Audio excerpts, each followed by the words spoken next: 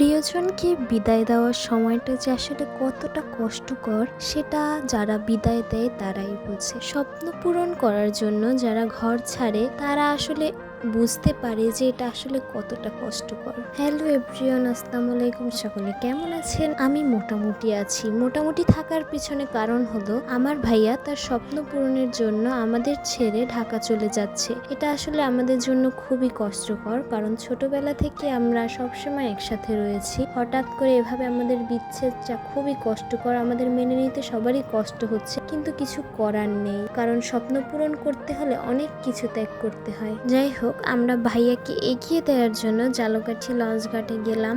এই যে এখন আমরা লঞ্চ টার্মিনাল থেকে টিকিট কেটে ঢুকলাম, এটা হচ্ছে ফারহান 7 লঞ্চ।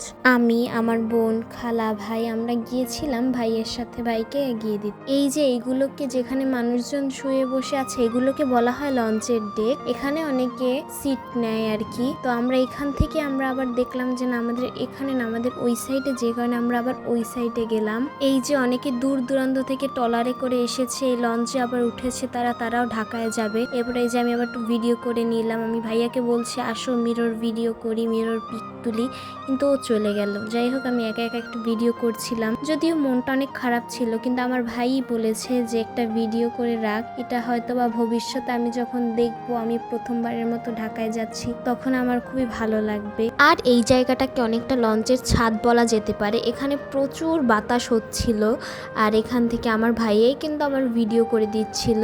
এই যে একটা কাক উড়ে যাচ্ছে, কি সুন্দর তাই না? আমি ধরতে যাচ্ছিলাম, ও উড়ে গেছে। যাই হোক, এখান থেকে আমার খুবই ভালো লাগছিল, ভিউটা অসাধারণ। এভাবে আগে কখনো আমি উঠি নাই, কিন্তু এইটাই ফার্স্ট টাইম, সো আমার খুবই ভালো লাগছে। আমি এবার আমার ভাইয়াকে জিজ্ঞেস করছিলাম এটা কি, এখানে আমি উঠে বসে, এই জায়গাটা অনেক সুন্দর, যদি আমার এইসব কাণ্ড কেউ দেখে নেয় কি যে মনে করবে।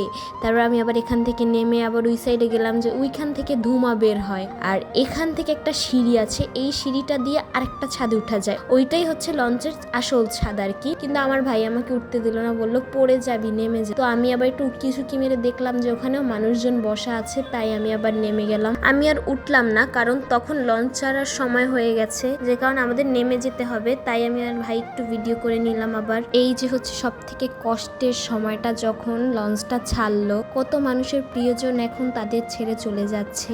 যাই হোক, আল্লাহ তাআলা সবাইকে সুস্থ রাখুক, ভালো রাখুক। সবাই আমার ভাইয়ের জন্য দোয়া করবেন যাতে আল্লাহ ওর মনের আশা পূরণ করে। নেক্সট ভিডিওতে আবার দেখা হবে। আল্লাহ হাফেজ।